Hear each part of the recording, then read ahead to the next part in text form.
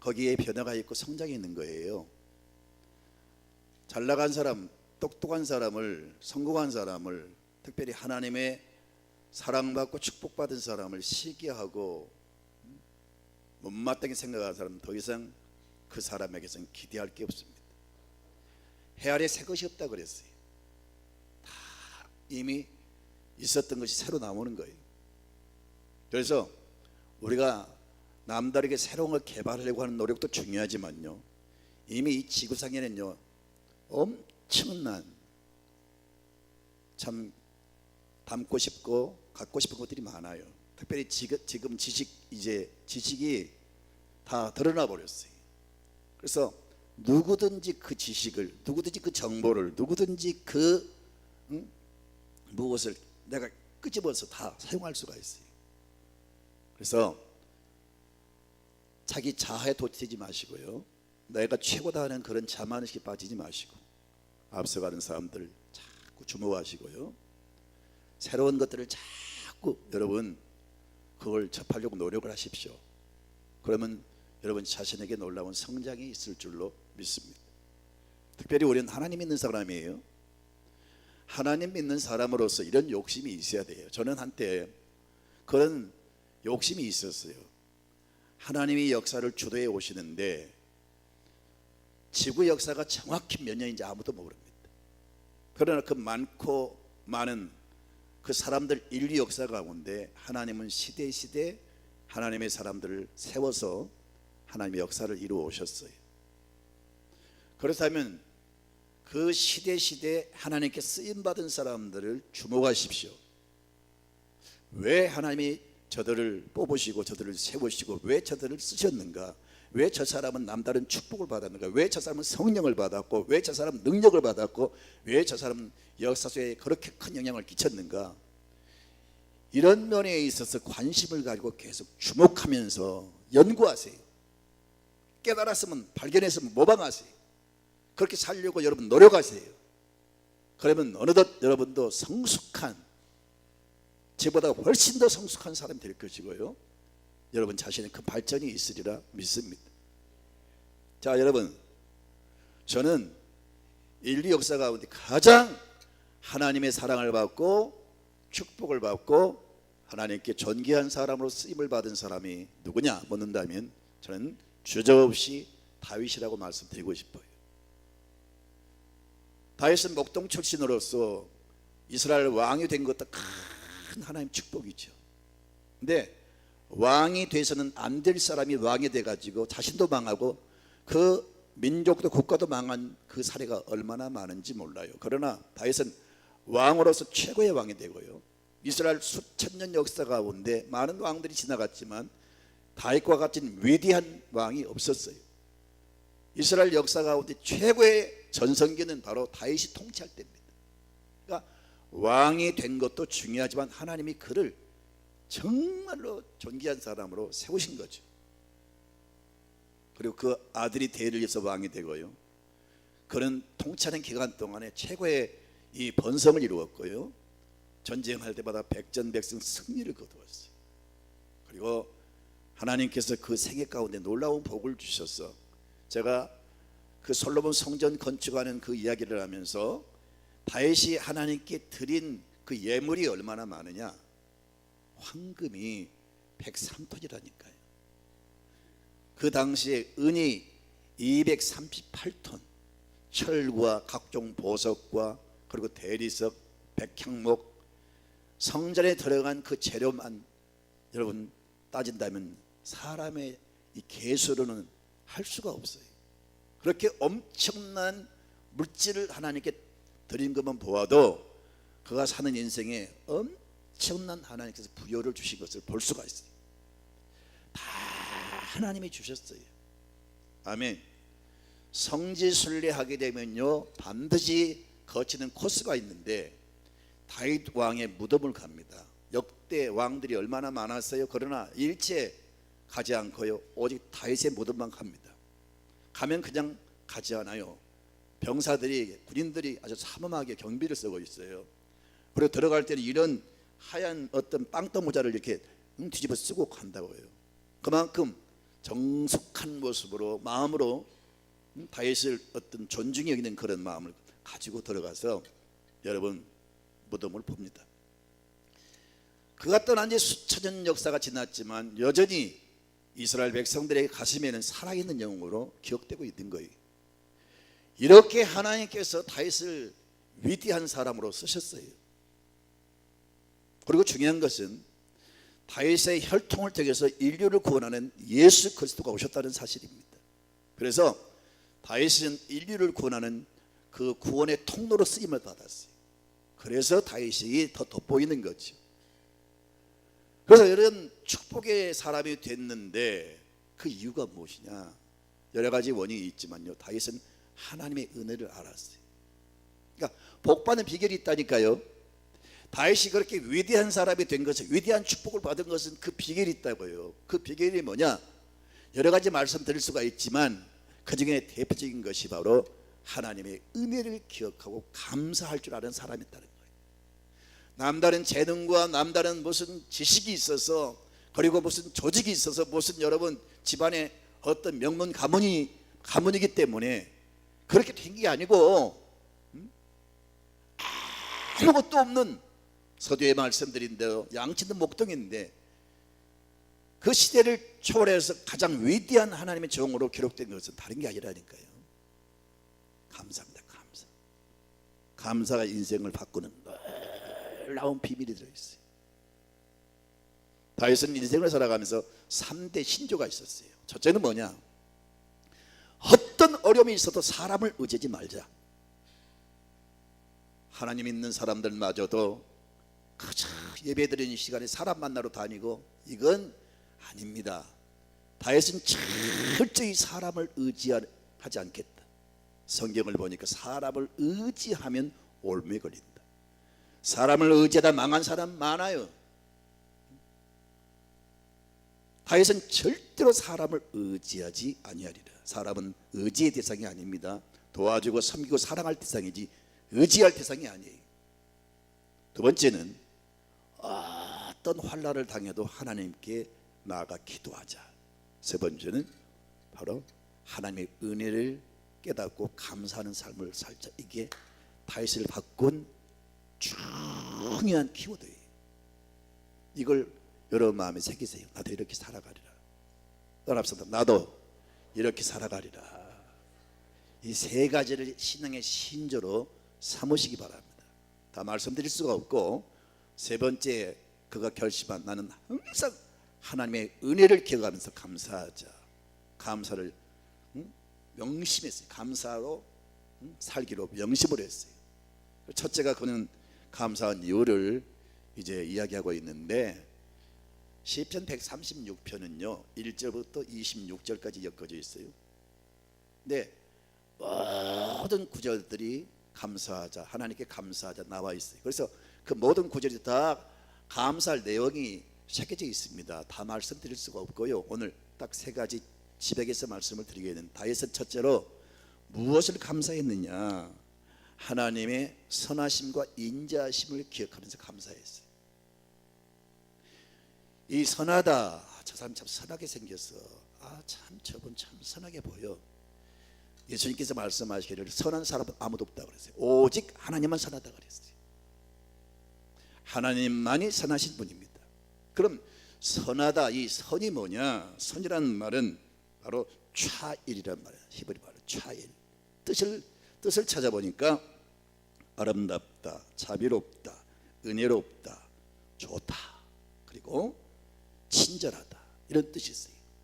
그러니까 하나님은 선하신 분인데 우리 가운데 오셔서 우리를 타치해 주시면서 아름답게 자비롭게 은혜를 베풀어서 우리를 결국은 친절을 베푸시고 우리의 인생을 좋게 만드신 분이 하나님이세요. 아무리 망가진 가정도, 아무리 실패한 인생도, 아무리 부서지고 넘어진 사람도 하나님이 선하심의 은혜를 베푸시면 그 사람 다시 회복됩니다. 아름답게 만드십니다. 아멘. 그리고 인자란 말은 헤세드란 말입니다. 변치 않는 영원한 사랑을 의미합니다. 그러면서 다윗은 1절에 볼까요? 다 같이 1절을 볼까요? 여호와께 감사하라. 그는 선하시며 그 인자하심이 영원하미로다. 사람은 늘 변해요. 늘 변합니다. 그러나 하나님은 저와 여러분을 향한 그 사랑, 마음이, 그 인자와 그 선하심이 영원히 변치 않습니다.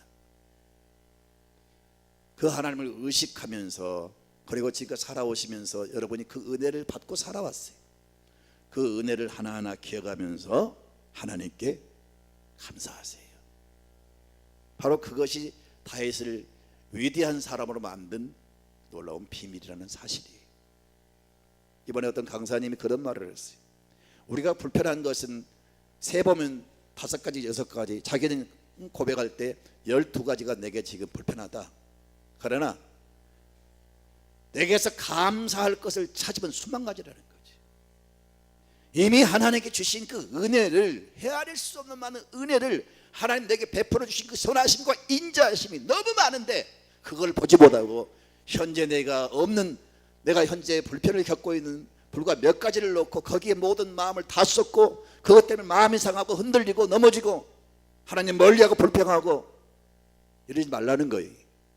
모든 것이 은혜입니다.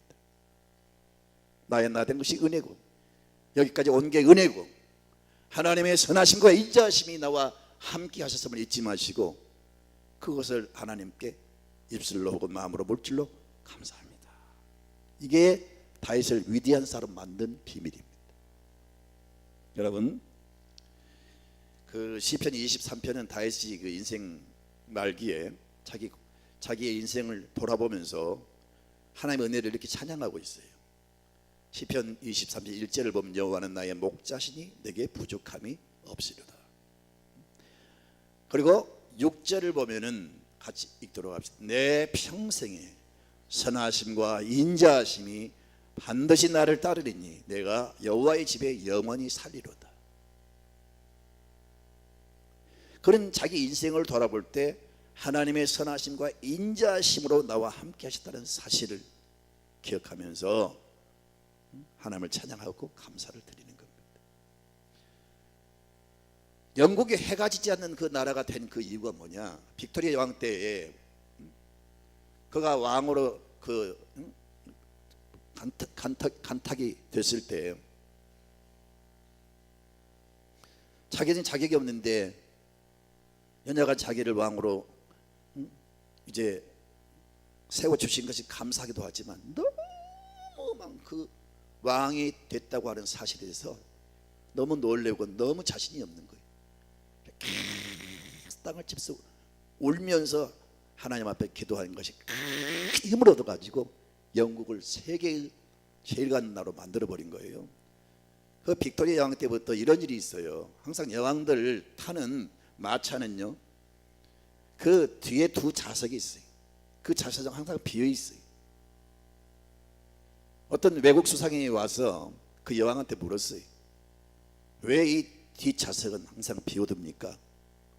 그때 그런 말을 했어요. 시편 23편에 여호와의 선하심과 인자하심이 항상 나를 따르니 그랬는데 내 뒤에 이 두 자리는 하나님이 앉아 계시고 인자와 선하심과 인자하심으로 항상 나를 호위 하고 있다는 사실을 믿기 때문에 이 자리는 하나님 자리입니다. 이렇게 말했다는 거예요.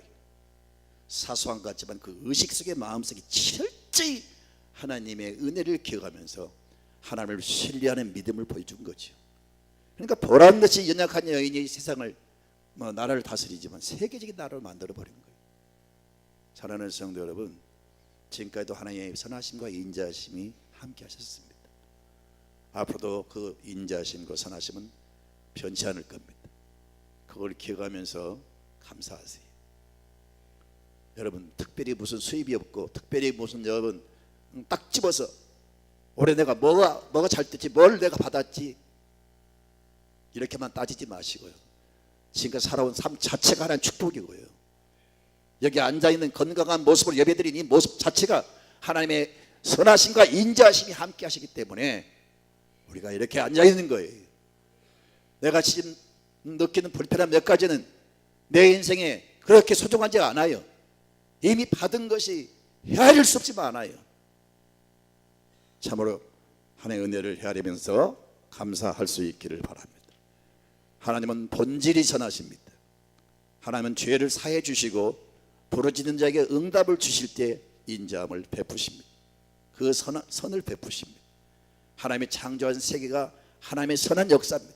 그래서 하나님이 하루하루 세상을 창조하시면서 하나님이 참 좋다, 여호와 보시기에 좋았더라, 여호와 보시기에 좋았더라 계속 나와요. 하나님이 세상을 창조하실 때 선하게 창조했어요. 그러나 악령은 계속 인간을 타락시키고 하나님 주신 이 세상을 자꾸 파괴를 시켜요. 전쟁을 일으켜서 막 세상을 파괴시키고, 전염병을 퍼뜨려 세상을 파괴시키고, 환경 오염을 시켜가지고 막 파괴시키고. 악한 사람들은 그래요. 그러나 하나님은 계속 이 우주를 간섭하시고 지금도 선한 역사를 베푸셔서 이 지구가 존재한 줄로 믿습니다. 정확한 시간에 태양을 막 이글이글 불태워서 따스함을 주고요, 산소를 공급하시고 햇빛을 주시고 맑은 물을 주시고 호흡할 수 있는 이 공기를 주시고 우리가 먹고 살아갈 수 있는 곡식을 주시고 때를 따라 비를 주시고 바람을 일으켜서 파도를 일으켜서 산소를 공급해 주시고 바다를 살리시고, 하나님은 계속해서 선한 역사를 나타내고 계세요. 이 모든 것이 다 하나님의 은혜입니다. 두 번째는 다윗이 감사한 이유가 뭐냐? 바로 구원의 은혜를 인하여 감사한다. 하나님의 창조 에덴 동산에서 우리 시조인 아담과 하와가 하나님을 대적하고 반역하고 죄를 지었습니다. 죄를 지은 결과가 인간은 타락하면서 결국은 하나님과 원수가 되고 하나님의 징계와 저주와 사망에 처하게 된 것입니다. 그렇다고 해서 하나님께서 그대로 방치하시냐? 계속 이제 하나님 징계를 받은 인간을 구원하기 위해서 계획을 세우시고 계속 구원을 시도하세요. 마지막에는 완전한 구원을 이루기 위해서 독생자 예수 그리스도를 보내시고 토탈 저주를 토탈 축복으로 바꾸시고 예수를 믿는 사람에게 영적 구원과 삶의 구원을 베푸시는 하나님이세요. 우리가 예수 믿고 죄 사함 받고 영생을 얻고 하나님 나라 가는 것도 구원이지만 삶의 하나님의 개입이 하나님 나타내신 그 역사가 다 구원이에요. 그래서 개인적으로 힘들 때 개인적으로 구원을 주시고, 가정적으로 힘들 때 가정에 구원을 주시고, 나라와 민족이 어려울 때 나라에 구원을 주시고. 여러분, 요한복음 3장 16절을 암송합시다. 하나님이 세상을 이처럼 사랑하사 독생자를 주셨으니 이는 그를 믿는 자마다 멸망하지 않고 영생을 얻게 하려 하십니다. 저는 다 포기해도 목사님 두 딸 중에 하나 희생하십시오. 그럼 저는 못합니다. 하나님께 가장 소중한 게 있다면, 이 우주를 다 주셨는데 정말 줄 수 없는 가장 소중한 게 있다면 독생자의 외아들이. 그러나 인간을 구원하기 위해서 가장 소중한 독생자를 보내셨어요. 이것이 하나님의 제일 큰 사랑이에요. 왜 보내셨느냐? 그를 믿는 사람들에게 구원을 주시려고 보내신 겁니다. 그래서 예수를 믿으면 완전 구원에 이르게 됩니다. 영혼의 구원과 더불어 이 땅에 사는 동안도 하나님이 늘 구원의 손길을 펴서 우리를 도와주시고 영원한 구원을 보장해 주실 줄로 믿습니다. 시편, 오늘 본문을 보면, 본문이 아니라 시편 136편 11절을 볼까요? 시작. 이스라엘을 그들 중에서 인도하여 내신 이에게 감사하라. 그 인자하심이 영원하미로다. 이스라엘을 그들 중에서, 애굽에서 말이죠, 애굽에서 인도해 내신 이에게 감사하라. 이스라엘 민족이 애굽에서 이렇게 구원을 시키고 구원받은 백성들을 바로 이스라엘 민족으로 세워주신 겁니다. 이것을 지금 기억하면서 감사하고 있어요. 그 다음에 쭉 보면 막 여러분 홍해를 가르신 하나님의 그 역사를 보여주시고, 그리고 계속해서 그 이스라엘 백성들이 사막에서 이렇게 대적과 싸울 때 승리케 하신 하나님을 감사하고 쭉 나오는데 어떤 다 구원과 연관된 겁니다. 여러분, 사업도 전쟁 같고요, 무역도 전쟁, 뭐 이 세상이 전쟁터와 같아요. 그런데 하나님이 늘 구원의 손길로 여러분 도와주실 줄로 믿습니다. 세 번째는 성경을 보니까 강한 팔로 인도해 주심에 대해서 감사하자. 136편 12절을 좀 볼까요? 시작. 강한 손과 펴신 팔로 인도해 내신 이에게 감사하라. 그 인자하심이 영원하미로다. 하나님은 영이시기 때문에 우리처럼 형체가 없어요. 그런데 왜 하나님의 손 펴신 팔 이걸 표현할까요? 이 성경에 하나님의 손과 팔은 하나님의 역사를 의미합니다. 하나님 나타내시는 어떤 구원 능력을 의미하는 거예요. 그래서 하나님은요 보이지 않게 여전히 일하십니다. 그리고 그 능력을 나타내셔요. 그 능력을 나타내시는 것을 가리켜서 하나님의 손이라고 말하고 있어요. 하나님의 손은 창조의 손입니다. 하나님의 손은 능력의 손입니다. 하나님의 손은 기적의 손입니다. 하나님의 손은 능치 못하심이 없는 손이란 말이에요. 그 손으로 인도해 주신다는 것을 지금 기억하면서 감사하고 있어요. 여러분, 제가 이런 비유를 든 적이 있어요. 어린아이가 크레파스를 가지고 그림을 그리는데 자기 뜻대로 그림이 그려지지 않으니까 막 울었어요. 그때 담임 선생님이 그걸 보고 그 아이에게 다가가서 그 아이를 달래면서 자 이렇게 해볼까? 그 아이의 손에 크레파스를 쥐게 하고 그 아이의 손을 선생님이 잡으신 거예요. 그리고 그 아이의 손을 잡고 지금 그림을 그리기 시작합니다. 크레파스는 아이가 잡았지만 그림은 지금 누가 그린 겁니까? 선생님이 그리는 거예요. 저와 여러분의 손이 움직일 때마다 하나님의 손이 나를 붙잡아 주시면요, 지금까지 내가 실패하고 지금까지 좀 무능한 손이었지만 하나님의 손이 나를 딱 잡아주시면 이제부터 여러분 삶에 여러분 눈앞에 놀라운 하나님의 역사가 나타날 줄 믿습니다. 선생님이 이 아이의 손을 잡고 그린 그림은요, 아이가 상상할 수 없는 그림이, 자기는 자기가 그린다고 착각할지 모르지만 사실은 자기는 그 그림을 전혀 그리지 못해요. 근데 선생님이 잡아주니까 놀라운 환상적인 그림 나오듯이 하나님이 우리의 손을 잡아주시면 그런 귀한 일들이 나타날 줄로 믿습니다. 제가 이 성전을 건축하기 전에 하나님께 금식하면서 기도할 때 주신 응답이 뭔지 아세요? 욥기 5장에 하나님은 크고 은밀한 일을 셀 수 없도록 행하신 하나님이다. 그 당시에는 상상할 수 없는, 우리의 힘으로는 할 수 없어요. 근데 기도하다 보니까 하나님이 그런 음성을 주셨어요. 성경을 펴봐라. 그래서 펴본 말씀이 욥기 5장에 나온 말씀이에요. 하나님 크고 은밀한 일을 셀 수 없도록 나타내신다. 하나님이 하시면 됩니다. 내 눈에 전혀 상상할 수 없는 일들이 하나님의 기획하시면 역사가 나타납니다. 하나님이 강한 손과 팔로 우리를 붙잡아 주신다는 거예요. 그 손으로 지금까지 이끌려 왔어요. 앞으로 그 손을 잡으시기 바랍니다. 그 손을 붙잡으세요. 다윗처럼 성의 역사가 있을 줄로 믿습니다. 아멘입니다.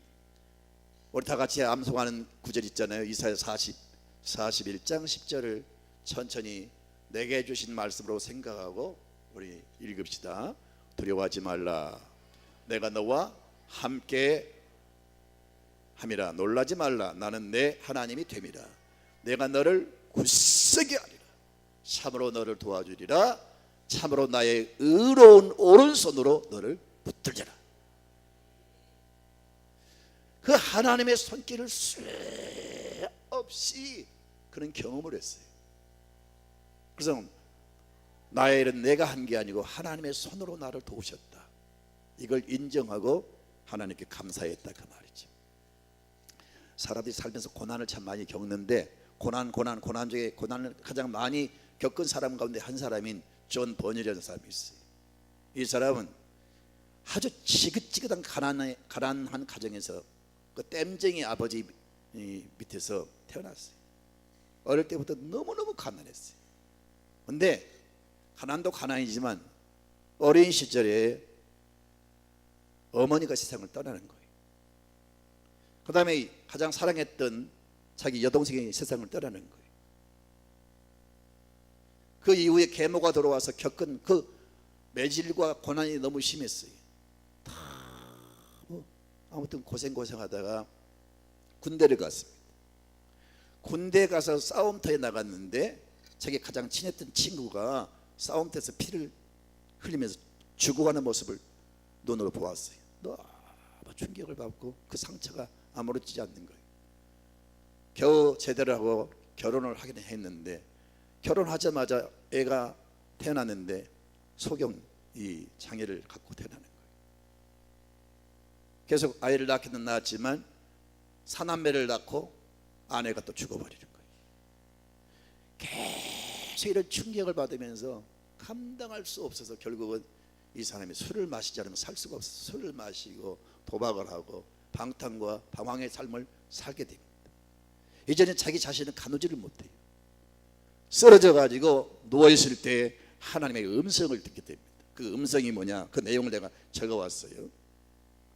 너는 죄악에서 떠나 하늘에 속하라. 그렇지 않으면 지옥불에 떨어지리라.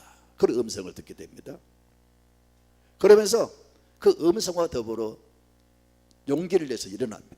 여러분, 하나님은 살아계시기 때문에 진짜 믿으면 하나님 역사가 막 나타납니다. 하나님의 기적을 보고 하나님을 만나는 체험이 있게 됩니다. 그런데 여러분, 이 신령한 체험을 하게 되면요, 체험 그 자체도 중요하지만요, 하나님을 만나는 어떤 영적 체험을 하면 그 순간 강력한 하나님의 은혜가 임해요. 아멘입니까? 네. 이렇게 하나님을 만나는 체험을 하면요, 내게 없었던 기쁨이 막 솟구치게 되고요, 내가 하나님 만나면 삶의 어떤 그 실패와 좌절 속에 일어날 힘이 생기고요, 내가 하나님을 만나면 내가 할 수 없는 능력이 임하고요, 하나님을 만나면 그때부터 하나님 나를 막 책임져 주세요. 그래서 영적 체험이 중요한 거예요. 이 사람이 완전 패인 자리에서 하나님의 음성을 듣고 일어나서 자기 죄를 뉘우치면서 회개합니다. 눈물로 통곡할 때 다시 2차로 음성이 들립니다. 내가 살아있기에 너도 살아있는 것이다. 너는 십자가로 인하여 평화를 얻었도다. 내가 너를 영원히 사랑하노라. 내 뜻이 하늘에 닿았도다. 이런 음성을 듣게 됩니다. 그러면서 이 사람이 완전히 자기를 정리하고 모든 죄악과 방탕을 끝내고, 그때부터 하나님의 은혜가 임해서, 그런 한 번도 뭐 명서를 읽었거나 자기 손으로 무슨 글을 써본 적이 없어요. 그런데 하나님이 은혜를 주시고 영감을 주시고 지혜를 주시니까 펜을 들고 글을 썼는데, 그게 바로 철로역정이에요. 철로역정은 성경 다음 가는 명서고요, 성경 다음 가는 베스트셀러예요. 전 세계 한 50개 나라 말로 번역돼서 나가 있어요. 예수 믿는 사람은 반드시 이 책을 읽으셔야 됩니다. 한 기독교가 천국을 향해 나아가는 그런 그 모든 과정을 아주 리얼하게 그렸는데, 이건 자기 머리로 짜낸 게 아니고 하나님이 계시를 주셔서 그렇게 쓰게 하신 줄로 믿습니다. 이런 페인이 어떻게 이런 위대한 명작을 남길 수가 있었고, 이 책으로 인하여 세계 얼마나 많은 사람들이 은혜를 받았고 핍박받고 혼란당한 사람들이 이 책을 통해서 그 핍박을 이겨낸 거예요. 이런 엄청난 이 인류 역사에 큰 영향을 끼치는 사람이 된 거예요. 그가 이렇게 자기가 그 방황을 끝내고 자기 자신도 가누지를 못하는 그 쓰러진 자리에서 일어날 수 있었던 것은 하나님의 손을 붙잡은 거예요. 하나님의 손이 나와 함께 하신다고 약속해 주셨어요. 나의 의로운 오른손으로 너를 붙들어 주리라. 이걸 수없이 느끼면서 그 하나님께 그런 감사하고 있는 겁니다. 하나님의 백성들의 시련을 하나님이 외면하지 않습니다. 어려움 당할 때 하나님을 가까이 하시고 하나님을 찾으세요. 시편 37편 5절부터 6절을 보면은 이런 말씀이 있어요. 너의 길을 여호와께 맡기라. 저를 의지하면 저가 이루시고 내 의를 빛같이 나타내시며 내 공의를 정오의 빛같이 하시리로다. 아멘. 막막하고 답답하고 갈 길을 몰라 방황하는 사람에게 여호와를 찾고 의지하면 하나님이 쫙 빛을 비춰주세요. 여러분, 어두운 삶을 사니까 방황하는 거예요.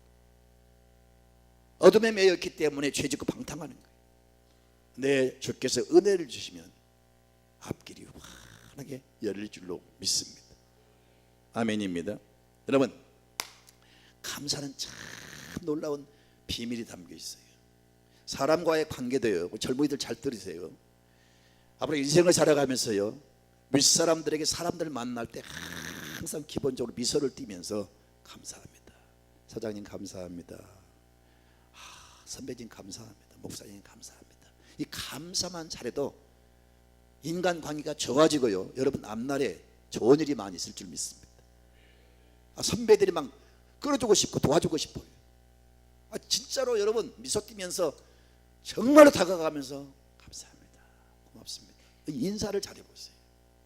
사람들도 그 사람을 아주 소중히 여기고 사랑하게 됩니다. 더 나아가서 하나님께 감사해 보세요. 하나님은 그런 사람 특별히 기억하시고 은혜를 베푸실 줄로 믿습니다. 아예 감사가 여러분 습관화 되십시오. 감사가 아예 몸에 익혀지기 바랍니다. 그래서 감사를 하다 보면요, 놀라운 일들이 생겨요. 그래서 여러분, 감사는요 기적을 가져옵니다.